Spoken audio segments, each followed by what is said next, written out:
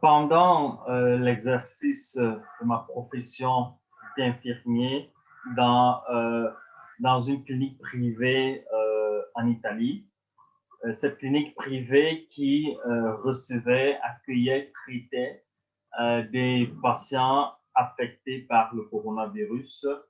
Moi aussi, dans la campagne de dépistage du personnel de santé, j'avais été détecté positif au coronavirus.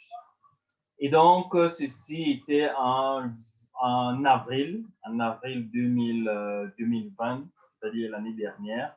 J'ai donc été dépisté coronavirus positif. Alors, c'est déclenché donc toute une série de règles, de protocoles à suivre. J'ai été mis en isolement et donc, voilà, j'ai suivi toute la procédure. Mais cependant, lorsque je travaillais, avant qu'on me dépiste et qu'on m'isole, lorsque je travaillais avec des patients positifs au corona et nous, professionnels de santé, on utilisait beaucoup ce petit appareil-ci, comme vous pouvez le voir à mon doigt.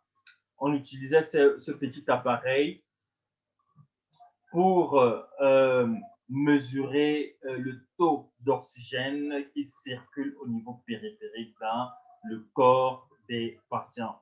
Et ça nous permettait également de mesurer la fréquence cardiaque des patients atteints du coronavirus. Et c'est pourquoi on mesurait le taux d'oxygène des patients. On mesurait parce que justement le coronavirus crée des problèmes au niveau pulmonaire et aussi dans une certaine mesure au niveau cardiaque. Et donc, on utilisait ce petit matériel qui s'appelle un oxymètre ou un saturomètre pour, pour, pour justement détecter des problèmes respiratoires ou aussi même des problèmes cardiaques à partir de la fréquence respiratoire. Et donc, oui, et donc, c'est pour ça que je vous présente ce petit matériel qui est très important en milieu hospitalier, mais aussi en milieu extra-hospitalier. Et,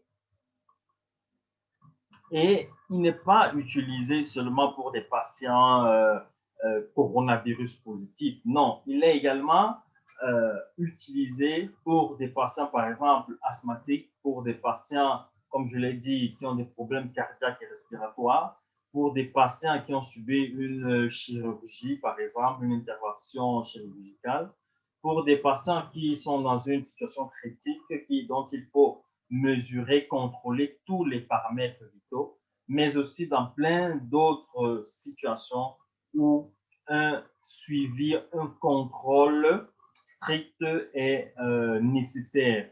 Un contrôle strict des paramètres vitaux est nécessaire. Donc, comme vous pouvez le voir ici, j'ai une saturation, c'est-à-dire la quantité d'oxygène qui circule au niveau périphérique dans mon sang est de 98% et ma fréquence cardiaque est de 77%. C'est ce à quoi sert ce matériel.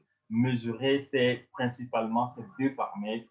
Et lorsqu'on mesure ces deux paramètres, s'il y a des problèmes, s'il y a un trouble, on peut donc adapter une thérapie, on peut donc régler, on peut donc adapter justement une thérapie, voilà, soit médicale ou bien une thérapie non médicale également.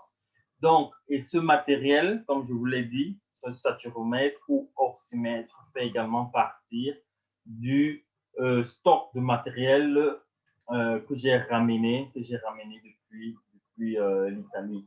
Donc, voilà, ce petit matériel qui n'est pas seulement utilisé par des professionnels de santé, mais peut également être utilisé par, euh, par des non-professionnels de santé si effectivement ils ont une petite formation, si ils ont le minimum de connaissances requis, oui, de connaissances requis pour pouvoir utiliser ce matériel.